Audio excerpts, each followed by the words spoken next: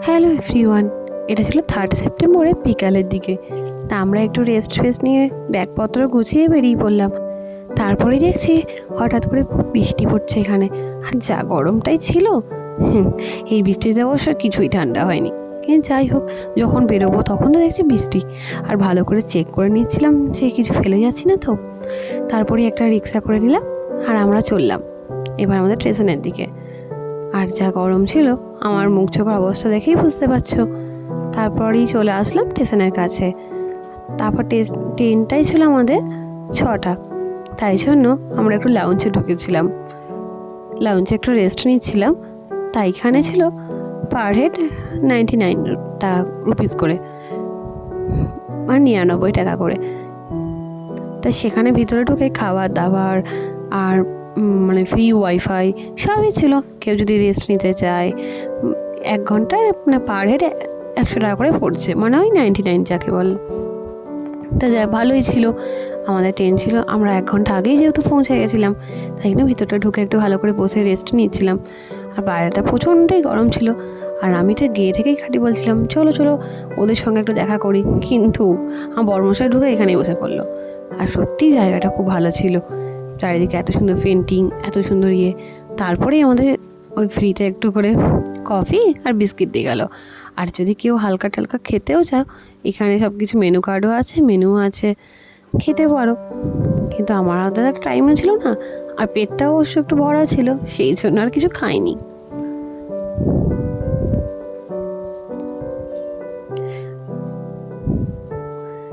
তারপরে আমাদের টাইম হয়ে এলো, তারপর আমরা বেরিয়ে পড়লাম। মানে ওই স্টেশনের মধ্যেই তো ছিল লাঞ্চটা, সেই জন্য। তারপরে এই যে আমাদের ট্রেন পেয়ে গেলাম, উঠে পড়লাম। তারপরে সবার সঙ্গে দেখা সাক্ষাৎ আমাদের হয়ে গেল। আর আমাদের জানলার ধারে বসে একটু এনজয় করছিলাম। আর যাওয়ার সময় শেষবারের মতো বেনারসকে দর্শন করছিলাম। আর এত সুন্দর সানসেট, খুবই খুবই ভালো লাগছিল। লাস্ট আমার এবার মতো বেনারসকে দর্শন করে নিচ্ছিলাম। আবার কবে আসা হয়, আবার কবে যাওয়া হয়, সবসময় তো হবে না। তারপরেই কাশি আমরা পার করে ফেললাম। তারপরে চলে এলো গঙ্গার দিকটা। আর এটা সেই সকালের দিকটা তোমাদের দেখিয়েছিলাম, আর বিকালের দিকটা তো অপূর্ব লাগছিল। এত সুন্দর রোদের আবহাওয়াটা পড়েছে জলের ওপর, দেখো খুবই সুন্দর লাগছিল। আর জানলা ধারে আমি আর আমার শাশুড়ি মা বসে বসে দেখছিলাম। তারপরেই আমরা একটু রাতের ডিনারটা করে নিলাম।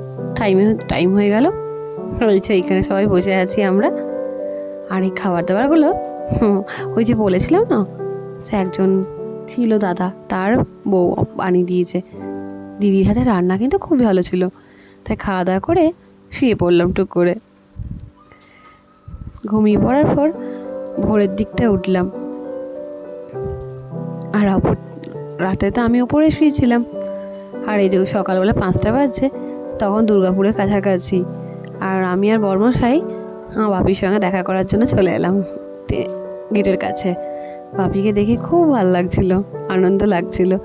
তারপর তাই করতে করতেই দুর্গাপুর স্টেশনকে বাই করে চলে গেলাম আমাদের বর্ধমানের দিকে।